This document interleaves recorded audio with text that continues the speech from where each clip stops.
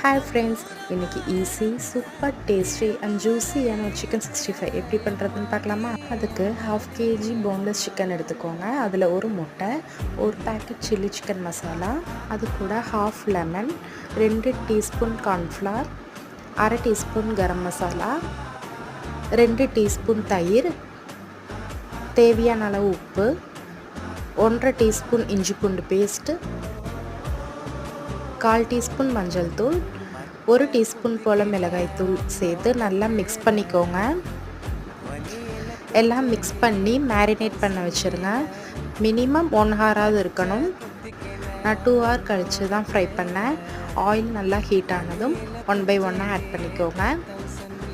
போட்ட உடனே இறக்கக்கூடாது. லைட்டாக ஃப்ரை ஆகி வந்தோடனே எல்லா பக்கமும் மிக்ஸ் பண்ணி நல்லா ஃப்ரை பண்ணி எடுத்துக்கோங்க.